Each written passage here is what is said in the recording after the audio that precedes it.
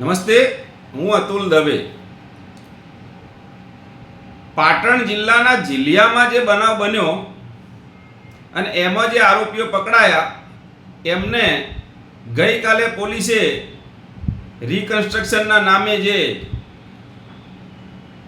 ધુલાઈ કરી કે મારપીટ કરી કે વરઘોડો કાઢ્યો કે જે ગણો આ બાબત તદ્દન ખોટી છે.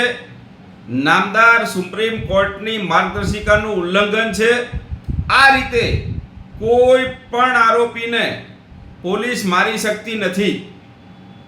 એટલે સર્વપ્રથમ તો મારી ગુજરાતના ગૃહમંત્રીને અને ગુજરાતના ડીજીપીશ્રીને વિનંતી છે કે આ જે લોકો વારે ઘડી આવી રીતે વરઘોડાના નામે લોકોને રાજી રાખવા માટે અને પોતાની નિષ્ફળતા છુપાવવા માટે થઈ અને આ જે સિસ્ટમ ગુજરાતમાં ચાલુ કરી છે તાત્કાલિક બંધ કરવામાં આવે. બીજું, કોઈ એક તો આના માટે પહેલ કરવી પડશે ભાઈ. વારે ઘડીએ જ્યારે નામદાર સુપ્રીમ કોર્ટની માર્ગદર્શિકાનું ઉલ્લંઘન થતું હોય ને ત્યારે કોઈએ જાગૃત થવું પડશે. અને આ વિષયની અંદર હવે હું આ તમામ બાબતોને સાથે આવા કમસે કમ છેલ્લા 6 મહિનાની અંદર આવા કદાચ 10 કિસ્સા બન્યા હશે જેમાં પોલીસે આ રીતે આરોપીઓને જાહેરમાં લાવી અને એમની સાથે મારઝૂડ કરી છે. શું ગુજરાતમાં હવે આ રીતે ન્યાય કરવાનો છે? જો આ જ રીતે પોલીસને ન્યાય કરવાનો હોય તો પછી આ નામદાર કોર્ટ, ચાર્જશીટ, પંચનામા, સાક્ષી, પુરાવા, ઉલટ તપાસ, ફલાણું ઢીકણું શું જરૂર છે ભાઈ? બસ જે આગલા દિવસે ગુનો બને બીજા દિવસે લાવીને 8-8, 10-10 ધોકા મારો છોડી મૂકો, મેટર પૂરી થઈ ગઈ. જો આ રીતે તમને એવું લાગતું હોય કે સોલ્યુશન આવતું હોય તો કરો, પણ આ રીતે કોઈ સોલ્યુશન આવે જ નહીં. આ ફક્ત ને ફક્ત ગુજરાતની અંદર જે કાયદો વ્યવસ્થા ખાડે ગઈ છે, લોકોને કોઈનો ડર નથી રહ્યો અને તમે તમારી નિષ્ફળતા છુપાવવા માટે થઈને બીજા દિવસે જે આ મોટી સિંઘમગીરી કરો છો ને એ ફક્ત ને ફક્ત પબ્લિકને ગેરમાર્ગે દોરવાના પેતરાથી વધુ કશું જ નથી. પરંતુ હવે ગુજરાતમાં વસ્તુ બંધ થવી જોઈએ.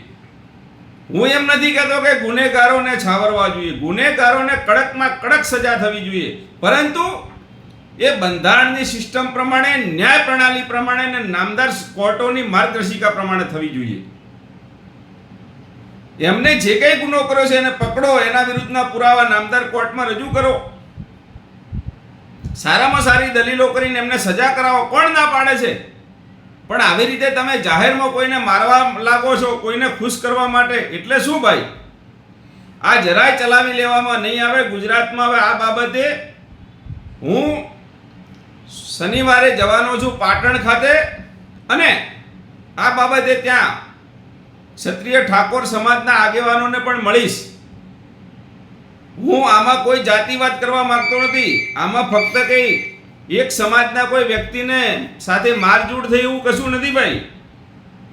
ઘણા લોકો સાથે થયું છે. ઘણા લોકોને કારણ વગરના રોડ પર લાઈને મારવામાં આવે છે. બીજું વિશેષ તમને કહું કે જે કરોડપતિ હોય છે, જે મોટા માથા હોય છે, એમના ક્યાંય વરઘોડા નથી નીકળતા, એમને ક્યાંય રોડ ઉપર લાઈને મારવામાં નથી આવતા. અમે એવું નથી કહેતા કે આ કરો કેમ કે આ ખોટું છે, પરંતુ સામાન્ય ઘરના લોકોના વરઘોડા નીકળે, ગરીબ પરિવારના લોકોને, એના આરોપીઓને જાહેર રોડ પર ઢોર મારવામાં આવે, ઢોર મારવામાં આવે અને કરોડપતિઓને ખાલી આમ જાણે પેલો શું કહેવાય, જાણે પરેડ કરાવતા હોય, જાણે એમને ફિલ્મના શૂટિંગમાં એવી રીતે લઈ જવામાં આવે. તો આ તો અમીર ને ગરીબ વચ્ચેની કાયદો ને વ્યવસ્થા આખી જાણે કે અમીરો માટે અલગ હોય ને ગરીબો માટે અલગ હોય એવું લાગી રહ્યું છે. હું તમને 10 કિસ્સા બતાવું એવા કે જેમાં સામાન્ય વર્ગના લોકોને રોડ ઉપર લાવીને મારવામાં આવ્યા છે અને સેમ કિસ્સા એનાથી પણ અઘરા ગુનામાં જે અમીરો છે, લાગવકિયા છે, એ લોકોને શાંતિથી પોલીસ સ્ટેશનમાંથી બહાર લાવીને ફોટા પડાવીને લઈ જવામાં આવે છે. કેમ આવો ભેદભાવ કરવામાં આવે છે?